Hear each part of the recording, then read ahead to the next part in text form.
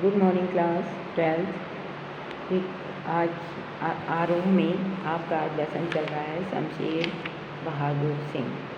Lesson है lesson number 6 Shamsher Bahadur Singh में। अब देखिएगा शमशेर बहादुर सिंह का पहले हम पढ़ते हैं जीवन परिचय।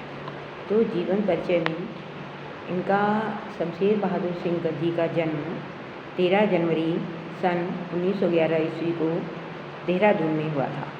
जो देहरादून जो है आजकल उत्तराखंड में स्थित है, उत्तराखंड में स्थित है ना। 13 जनवरी सन 1911 ईस्वी को 13 जनवरी सन 1911 ईस्वी को देहरादून में है, जो देहरादून उत्तराखंड में स्थित है, उत्तराखंड में स्थित है। इनकी प्रकाशित जो रचनाएं हैं, कहते हैं कि कविताएं जैसे चुका भी हूँ नहीं मैं, चुका भी हूँ नहीं मैं, इतने पास अपने बात बोलेगी काल तुझसे होड़ है मेरी, उर्दू हिंदी कोश और उर्दू हिंदी कोश। क्या कि पहला है जैसे चुका भी नहीं हूँ मैं, चुका भी नहीं हूँ मैं, इतने पास अपने बात बोलेगी काल तुझसे होड़ है मेरी, हिंदू उर्दू कोश, हिंदू मतलब उर्दू जो है उर्दू हिंदी कोश और कुछ और कविताएं। तो ये इनकी प्रकाशित रचनाएं हैं, मतलब तो ये इनकी प्रकाशित रचनाएं हैं और इनको सम्मान मिला साहित्य अकादमी का और कबीर सम्मान, ये पुरस्कार से सम्मानित किए गए। मतलब साहित्य अकादमी का पुरस्कार और कबीर सम्मान, इन्हें पुरस्कार सम्मान प्राप्त हुआ। इनका निधन जो था 1993 ईस्वी को दिल्ली में हो गया। 1993 मतलब होता है 1993 में, 1993 दिल्ली में इनका देहांत हो गया। सन 1911 ईस्वी में देहरादून में इन्होंने जन्म लिया। 1911 में इन्होंने देहरादून में जन्म लिया था और 1993 ईस्वी में दिल्ली में इनकी मृत्यु हो गई। अब कहते हैं तुमने धरती का पद पढ़ा है, उसकी सहजता प्राण है। खुद को उर्दू और हिंदी का दुआ मानने वाले, खुद को हिंदी और उर्दू का मतलब एक मर्मज्ञ जानने वाले शमशेर की कविता एक संधि स्थल पर खड़ी है। संधि स्थल मतलब क्या होता है? बीच में, जोड़ में, दोनों के जोड़ में खड़ी है। यह संधि एक ओर साहित्य, चित्रकला और संगीत की है और दूसरी ओर मूर्तता और अमूर्तता की। मतलब एक ओर क्या है? एक ओर खड़ी है, एक ओर चित्रकला और संगीत की, एक ओर खड़ी है चित्रकला और संगीत की है और दूसरी ओर मूर्तता और अमूर्तता की, तथा इंद्रिय और इतेंद्रिय विचारों की है। विचारों के स्तर पर प्रगतिशील और शिल्प के स्तर पर प्रयोगधर्मी कवि शमशेर की पहचान एक विबंधात्मक कवि के रूप में है। उनका चित्रकार मन कलाओं के बीच की दूरी को न केवल पाट देता है, न केवल मतलब पाट देता है, हटा देता है, बल्कि भाषातीत हो जाना चाहता है, बल्कि भाषातीत हो जाना चाहता है। उनकी मूल चिंता माध्यम का उपयोग करते हुए भी बंधन से परे जाने की है, माध्यम का उपयोग करते हुए भी, मतलब वो माध्यम का उपयोग करना जानते हैं, लेकिन वो चाहते हैं वे उस बंधन से भी अलग हट जाने की उनकी परंपरा है। कहते हैं ओ माध्यम क्षमा करना कि मैं तुम्हारे पार जाना चाहता हूँ, कथा और शिल्प दोनों ही स्तरों पर उनकी कविता का मिजाज अलग तरीके के हैं। उर्दू शायरी के प्रभाव से संज्ञा और विशेषण से अधिक बल सर्वनामों, क्रियाओं, अव्ययों और मुहावरों को दिया गया है। सचेत इंद्रियों का यह कवि जब प्रेम, पीड़ा, संघर्ष और सृजन को गूंथ करके कविता का महत्व बनाता है तो वह ठोस तो होता ही है, अनुगूंजों से भी भरा होता है। ये पाठक को न केवल पढ़े जाने के लिए आमंत्रित करता है, बल्कि सुनने और देखने को भी ये आमंत्रित करता है, ठीक।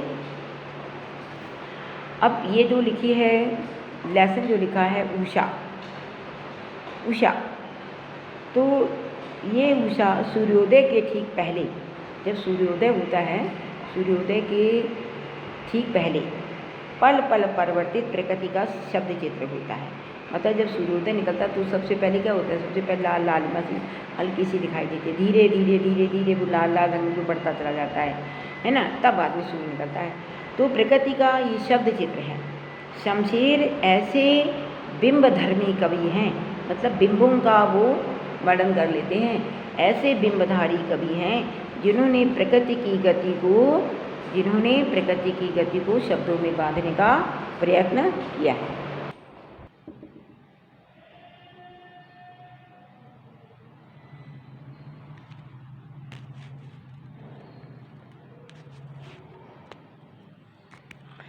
देखिए, प्रात नभता बहुत नीला, शंख जैसे भोर का नभ, राग से लिपा हुआ चौका अभी गीला पड़ा है।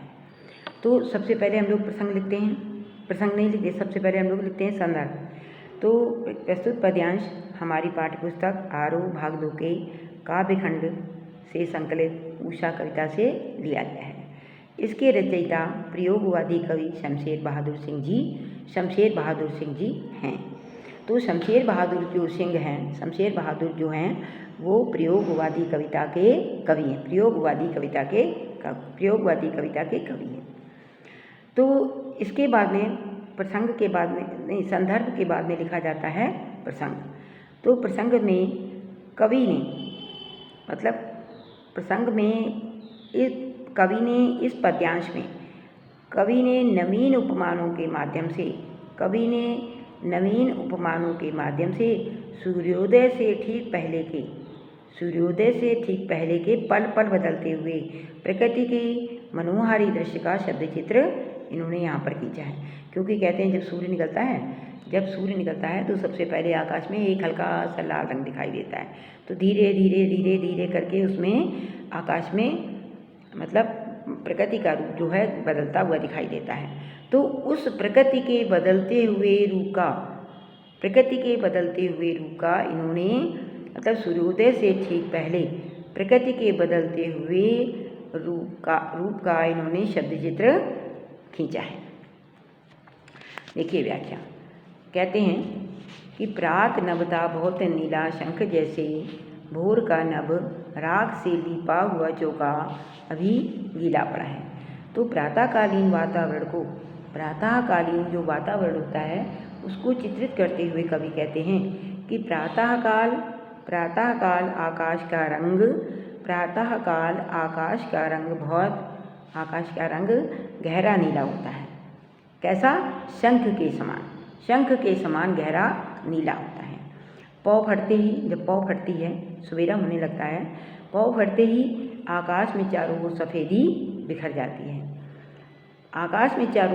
बिखर जाती है और सारा आकाश जो है अत्यंत सुंदर, बहुत ही सुंदर प्रतीत होने लगता है और वातावरण में नमी का एहसास जो है स्पष्ट दिखाई देता है। तो आकाश में जो छिटकी हुई जो चांदनी है, लिखा है भोर का नभ, राग से लिपा हुआ चौका, और वातावरण में नमी का एहसास जो है स्पष्ट दिखाई देता है। तो ऐसे में आकाश में छिटकी हुई जो सफ़ेदी जो है इस प्रकार से प्रतीत होती है जैसे मानो किसी गृहिणी ने राग से चौका लीप दिया जो कि अभी अभी गीला। कहने का भाव ये है कि भोर का नभ मतलब सूर्योदय के समय का आकाश राग से लिपे हुए चौके की भांति स्वच्छ और निर्मल होता है। कहते हैं ना कि सवेरे गांव में देखिएगा सब लोग सवेरे उठ के सबसे पहले क्या काम करती हैं? सबसे पहले अपने चौके को लिपती हैं, क्योंकि वो चौका जो होता है, मतलब हम लोग जहाँ जिसको किचन कहते हैं, वो सबसे पवित्र माना जाता है। तो सबसे पवित्र माना जाता है। तो भोर का राग से लिपे हुए चौके की भांति वो स्वच्छ और बहुत निर्मल होता है। तो अब इसमें लिखते हैं हम लोग भाषा विशेष, मतलब सौंदर्य, काव्यगत जो सौंदर्य आता है उसको कहते हैं। क्या भाषा इसकी है? तत्सम निष्ठ खड़ी बोली भाषा है। भाषा तत्सम निष्ठ और खड़ी बोली भाषा है। और शंख जैसे प्रात नभता बहुत नीला शंख ने। प्रातः काल आकाश का जो की उपमा किससे दे दी गई है? शंख से दे दी गई है। प्रातःकालीन आकाश की शोभा शंख से दी गई है, इसलिए यहाँ पर होता है उपमा अलंकार। उपमा अलंकार आता है। और नवीन उपमानों का प्रयोग किया गया। नवीन उपमान कौन से हैं? राग से लीपा हुआ चौका। तो राग से लीपा हुआ चौका एक नवीन उपमान दिया गया है। तो राग से लीपे हुए मतलब नवीन उपमानों के प्रयोग से नवीन उपमान दिया गया है। तो नवीन उपमानों के प्रयोग से काव्य में, कविता में जीवंतता आ गई है। मतलब जीवंतता आ गई है, मतलब उसमें जान आ गई है, सजीव हो गया है। अब इसके बाद में देखिएगा, राग से लीपा हुआ चौका, प्रातःकालीन सफ़ेदी युक्त नीले आकाश का बिंब एक साकार प्रतीत हो रहा है। और उत्प्रेक्षा अलंकार की झलक जो है इसमें प्रतीत होती है। मतलब उपमेय में उपमान की जहाँ पर संभावना अथवा कल्पना कर ली जाती है, उपमेय में उपमान की जहाँ पर संभावना अथवा कल्पना कर ली जाती है, वहाँ पर होता है उत्प्रेक्षा अलंकार। तो यहाँ पर उत्प्रेक्षा अलंकार की झलक जो है स्पष्ट दिखाई देती है। और शब्दों का चयन जो है भावों की अभिव्यक्ति में सहायक होता है। देखिए फिर से, भाषा सबसे पहले देखेंगे, भाषा तत्सम निष्ठ खड़ी बोली भाषा है। और शंख जैसे उपमानों का प्रयोग किया गया है, क्योंकि प्रात नभता बहुत नीला, प्रातःकालीन आकाश जो नीला है उसकी उपमा शंख से दे दी गई है। तो यहाँ पर आता है उपमा अलंकार। और नवीन उपमानों के प्रयोग से यहाँ पर जीवंतता आ गई, कविता में जीवंतता आ गई, ठीक है, उसमें जीवंतता आ गई है। और राग से लीपा हुआ जो चौका है, प्रातःकालीन सफ़ेदी युक्त आकाश का बिंब साकार प्रस्तुत कर रहा है। और जो शब्दों का जो चयन है भावों की अभिव्यक्ति में सहायक है, भावों की अभिव्यक्ति में वो सहायक है, ठीक। तो इस प्रकार से उषा मतलब होता है जब सूर्योदय होता है, उससे पहले का बहुत काली सिल जरा से लाल केसर से कि जैसे धुल गई हो स्लेट पर या लाल खड़िया चाक मल दी हो किसी ने। तो सिल मीन्स क्या होता है? कहते हैं बहुत काली सिल जो होती है, सिल क्या होती है? जो ऐसे गांव में लोग मसाला उसमें पीसते हैं, जो मसाला पीसने वाली जो सिल होती है उसको कहते हैं सिल। चटनी वटनी पीस देते हैं उसको सिल कहते हैं। और केसर एक प्रकार का फूल होता है जो कि खड़िया लिखने के काम आता है। एक प्रकार का फूल होता है जो कि खड़िया लिखने के काम आता है। एक प्रकार की मतलब होता है लाल मिट्टी, केसर, ठीक है। तो इस प्रस्तुत जो काव्यांश है, बहुत काली सिल जरा से लाल केसर से कि जैसे धुल गई हो स्लेट पर या लाल खड़िया चाक मल दी हो किसी ने। तो इसमें इस काव्यांश में कवि ने प्रातःकालीन सौंदर्य का चित्रण किया है। वह सहजता से प्राकृतिक सौंदर्य को ग्रामीण परिवेश से, ग्रामीण के वातावरण से मतलब जोड़ते हुए चलते हैं। मतलब प्रातःकालीन उन्होंने सौंदर्य का चित्रण किया है और सहजता से प्रातःकालीन सौंदर्य का प्रसंग में देखेंगे, प्रातःकालीन सौंदर्य का इन्होंने चित्रण किया है और वह सहजता से प्राकृतिक सौंदर्य को ग्रामीण परिवेश से जोड़ते हुए चलते हैं। तो कहते हैं भोर के समय में जब पूर्व दिशा से सूरज कहाँ से निकलता है? पूर्व दिशा से।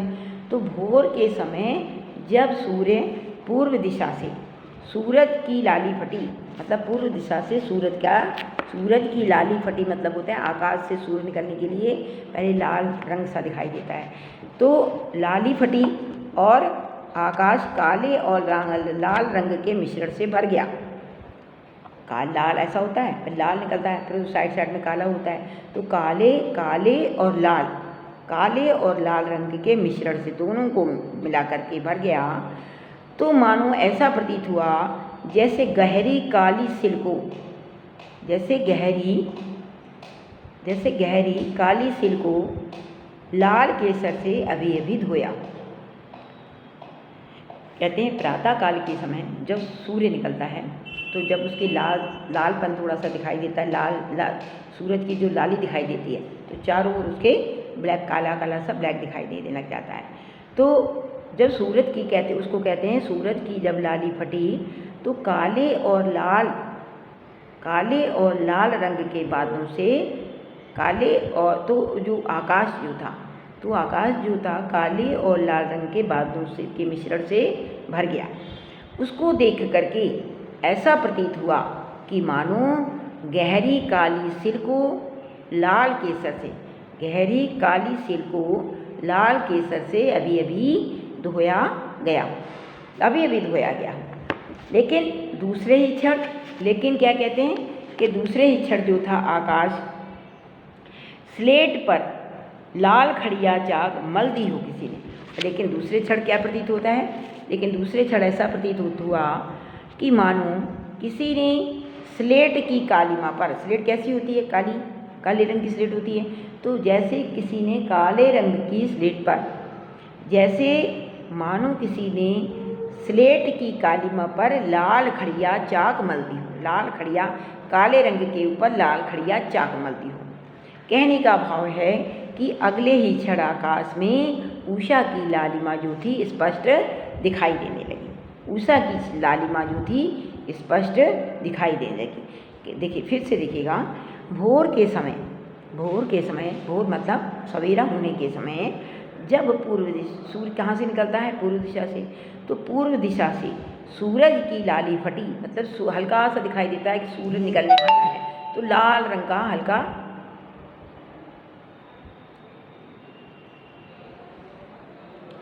तो सूरज की लाली फटी तो आकाश और लाल रंग के मिश्रण से भर गया। ऐसा लगा कि मानो किसी गहरी काली सिल को लाल केसर से अभी अभी धो दिया गया हो। लेकिन दूसरे ही क्षण ऐसा प्रतीत होने लगा मानो किसी ने स्लेट की कालीमा पर लाल खड़िया चाक मल दी हो। कहने का भाव यह है कि अगले ही क्षण आकाश में उषा की लालिमा स्पष्ट दिखाई देने लगी। उषा की लालिमा जो थी स्पष्ट दिखाई देने लगी। ठीक, अब इसमें लिखते हैं विशेष क्या है कि भाषा संस्कृत निष्ठ खड़ी बोली भाषा है। भाषा संस्कृत निष्ठ खड़ी बोली भाषा है और बहुत काली धुल गई हो में मानो ऐसा प्रतीत होता है। मानो मीन्स मनहु, मतलब ऐसा प्रतीत होता है। जहाँ पर आएगा तो वहाँ पर आता है उत्प्रेक्षा अलंकार। स्लेट पर किसी ने मल दी हो, इसमें भी उत्प्रेक्षा अलंकार। और नवीन कल्पना जो है, नवीन उपमानों का प्रयोग किया गया था उसमें। तो कहते हैं नवीन कल्पना जो है वो सुंदर बन पड़ी है। ठीक है, कविता में लय और गेयता देखते ही बनती है। कविता में लय और कविता देखिए, स्लेट पर लाल खड़िया चाक मल दी हो किसी ने, है ना, बहुत काली सिल जरा से लाल केसर से कि जैसे धुल गई हो। स्लेट पर या लाल खड़िया चाक मल दी हो किसी ने उसके ऊपर लाल खड़िया चाक मल दी हो। किसके ऊपर? स्लेट की कालीमा पर। कहने का भाव ये है कि अगले ही क्षण आकाश में उषा की लालिमा जो थी स्पष्ट दिखाई देने लगती है। तो इसमें सबसे पहले लिखेंगे भाषा संस्कृत निष्ठ खड़ी बोली भाषा है। काली सिल और बहुत काली धुल गई हो, तो काली सिल में आता है अनुप्रास अलंकार। बहुत काली धुल गई हो में आता है उत्प्रेक्षा अलंकार। और स्लेट पर लाल खड़िया चाक मल दी हो में भी उत्प्रेक्षा अलंकार आता है। और जो नवीन कल्पना जो है, नवीन जो उपमानों का प्रयोग किया गया है, तो उपमानों का मतलब सुंदर कल्पना जो है बहुत ही सुंदर बन पड़ी है। आंतरिक लय और गेयता जो है ठीक देखते ही बनती है। और कविता में चित्रात्मकता से कविता में सजीवता आ गई है। ठीक, अब देखिएगा कहते हैं नील जल में या किसी की गौर झिलमिल देह जैसे हिल रही हो और जादू टूटता है इस उषा का सूर्योदय हो रहा है। देखिए नील मीन्स क्या होता है, नीला, और गौर झिलमिल देह, देह मीन्स होता है शरीर, और झिलमिल मीन्स होता है लहराना, झिलमिलाना, ऐसे करके झिलमिलाता है, पानी जब चलता है तो ऐसे ऐसे ऐसे ऐसे करता है तो झिलमिलाता है, झिलमिलाता है मतलब लहराना। तो इसमें कवि ने सूर्योदय के ठीक पहले के, सूर्योदय जब होता है सूर्योदय के ठीक पहले के परिवर्तित होते प्रकृति के, जो परिवर्तित होते प्रकृति के सजीव चित्रों का यहाँ पर सुंदर वर्णन किया गया है। प्रकृति के मतलब इस पद्यांश में कवि ने सूर्योदय के ठीक पहले के पल पल परिवर्तित होते प्रकृति का इन्होंने सजीव चित्रण अंकित कर दिया है। देखिए अब हम लोग लिखते हैं इसकी व्याख्या। अब इस एक पूरे लेसन में संदर्भ याद रखिएगा, हमेशा एक ही बार लिखा जाता है। तो व्याख्या में देखिए, कवि ने सूर्योदय की जो बेला होती है, सूर्योदय का समय जो होता है, सूर्योदय का जो समय होता है, सूर्य जब उदय होता है, सूर्य का उदय होना क्या कहलाता है, सूर्योदय कहलाता है। तो सूर्योदय की जो बेला मीन्स होता है समय, सूर्योदय के जब सूर्य उदय होता है उस समय का इन्होंने बड़ी सूक्ष्मता से अनुभव किया है, बहुत बारीकी से। सूक्ष्मता मीन्स होता है बारीकी से, इन्होंने इस बात का बहुत ही अनुभव किया है। क्या? सूर्योदय के कुछ क्षण पूर्व ही नीले आकाश में श्वेत प्रकाश चारों ओर फैल जाता है। सूर्योदय के कुछ क्षण पूर्व नीले आकाश में श्वेत प्रकाश, सफ़ेद रंग का प्रकाश जो है चारों तरफ फैल जाता है, और ऐसा प्रतीत होता है, क्या प्रतीत होता है? ऐसा लगता है कि मानो नीले जल में किसी की गोरी देह झिलमिला रही हो। लिखा है नीले जल में या किसी की गौर झिलमिल देह जैसे हिल रही हो। कैसा प्रतीत होता है कि मानो नीले जल में, मतलब जो आकाश जो है, आकाश का नीलापन, और जब सूर्योदय से पहले का समय जो होता है तो आकाश जो होता है, आकाश में चारों ओर सफ़ेद रंग का प्रकाश फैल जाता है, उसको देख करके ऐसा प्रतीत होता है कि मानो नीले जल में किसी की गोरी देह जो है झिलमिला रही हो। किसी की गोरी देह का वर्णन आकाश की श्वेत चांदनी से कर दिया गया है, और आकाश का नीला जल, पानी का जो नीला जल है उसकी आकाश से तुलना की गई है। तो इसके साथ ही गोरी देह जो है झिलमिला रही हो, इसके साथ ही सूर्य उदित हो जाता है, और उषा का समस्त सौंदर्य भी समाप्त होने लग जाता है, और जादू टूटता है इस उषा का, अब सूर्योदय हो रहा है। मतलब उषा का समस्त सौंदर्य जो है समाप्त हो जाता है, और कालिमा ने सूर्योदय के साथ ही उषा के प्रभाव के समापन की सुंदर झांकी प्रस्तुत करती है। कहते हैं उषा ने सूर्य के उदय होने के साथ ही उषा का जो प्रभाव होता है उसके समापन की, समाप्त हो गया मतलब सूर्योदय निकल आया है, सूर्य उदय हो गया है, उसकी सुंदर झांकी यहाँ पर इन्होंने प्रस्तुत कर दी है। अब देखिएगा इसमें आता है विशेष। देखिए फिर से इसको देख लीजिएगा, लिखा है ना, और जादू टूटता है इस उषा का, अब जैसे सूर्योदय हो रहा है। तो कहते हैं कि उषा का समस्त सौंदर्य, जादू टूटता है, उषा का समस्त सौंदर्य जो है समाप्त होने लग जाता है। कवि ने सूर्योदय के साथ ही उषा के प्रभाव की समापन की सुंदर झांकी यहाँ पर प्रस्तुत करती है। ठीक, अब आता है विशेष में के कहते हैं कवि की मूर्त कल्पनाओं से, मतलब उसने सूक्ष्म अध्ययन किया है, कवि की मूर्त कल्पनाओं से प्रातःकालीन का जो सौंदर्य है वो साकार हो उठा है। प्रातःकालीन सौंदर्य जो है साकार हो उठता है।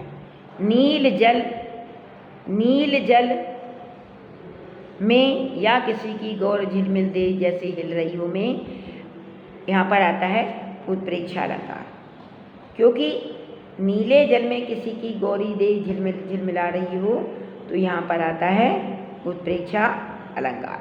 जैसे नीले आकाश में श्वेत प्रकाश फैल जाता है, जैसे नीले आकाश में श्वेत प्रकाश फैल जाता है, उसी प्रकार से नीले जल में मानो किसी की गोरी दे जो है झिलमिला रही है, उसका उससे उपमेय में उपमान की संभावना का अथवा कल्पना कर ली गई है तो यहाँ पर आता है उत्प्रेक्षा अलंकार। ठीक है। अब नीले आकाश के लिए नीले जल की कल्पना, नीले आकाश के लिए नीले जल की कल्पना जो है बहुत ही सुंदर बन पड़ी है। गौर झिलमिल दे, गोरा झिलमिलाता हुआ शरीर, गोरा झिलमिलाता हुआ शरीर जो है किसका प्रतीक है? सूर्य का प्रतीक है। गोरा झिलमिलाता हुआ शरीर सूर्य का प्रतीक है। कवि ने जो कल्पना की है, कवि की जो कल्पनाशीलता है, कल्पना का मतलब जो विचार है, जो उसने सूक्ष्मता से सूर्योदय के समय का, प्रातःकालीन बेला का जो उसने सूक्ष्मता से जो अध्ययन किया है वो देखते ही बनता है। उसको लिख दीजिएगा, देखते ही बनता है। तो सबसे पहले आप क्या लिखेंगे? कवि की मूर्ति कल्पनाओं से प्रातःकालीन का सौंदर्य जो है वो साकार हो उठा है। ठीक है। नीले जल में किसी की गौर झिलमिल दे जैसे हिल रही हो, इसमें आता है उत्प्रेक्षा अलंकार। क्योंकि नीले आकाश में श्वेत प्रकाश फैल जाता है, इसलिए यहाँ में उपमान की कल्पना कर ली गई है तो यहाँ पर आता है उत्प्रेक्षा अलंकार। ठीक है। और नीले आकाश के लिए नीले जल की कल्पना जो है सुंदर, बहुत सुंदर बन पड़ी है। गौर झिलमिल दे मतलब गोरा झिलमिलाता हुआ शरीर, गोरा झिलमिलाता हुआ जो शरीर है वो की कल्पना बहुत सुंदर है। मतलब गौर झिलमिलाता हुआ जो शरीर है वो उगते हुए सूर्य का प्रतीक है, वो उगते हुए सूर्य का प्रतीक है। और कवि की मौलिकता और उसकी कल्पनाशीलता, कवि की मौलिकता और कल्पनाशीलता जो होती है वो देखते ही बन पड़ी है। तो इस प्रकार से लेसन नंबर जो 6 है शमशेर बहादुर सिंह आ गया। उषा, इसका जीवन परिचय आप लिखेंगे, बहुत शॉर्ट में है, बहुत छोटा सा आपको लिखना पड़ता है। और उषा ये जो लिखा हुआ है, नील जल में या किसी की नील झिलमिल दे जैसे हिल रही हो और जादू टूटता है, इस उषा का अब सूर्योदय हो रहा है। तो ये इम्पॉर्टेंट है। ठीक है। तो इसको आप अपने कॉपी में नोट कर लीजिएगा बेटा, इसको अपनी कॉपी में नोट कर लीजिएगा। और साथ साथ में पहले आप लिखेंगे प्रसंग, फिर लिखेंगे संदर्भ, पहले लिखेंगे आप संदर्भ, फिर लिखेंगे प्रसंग और उसके बाद में आएगी व्याख्या। लेकिन इस पूरे इसमें 3 जो मतलब काव्यांश दिए गए हैं, पद्यांश में एक ही बार संदर्भ लिखा जाएगा, ये ध्यान रहे। प्रसंग सबका अलग अलग हो जाएगा लेकिन संदर्भ एक ही रहेगा, याद रखिएगा। ठीक है। ओके बेटा, बाय।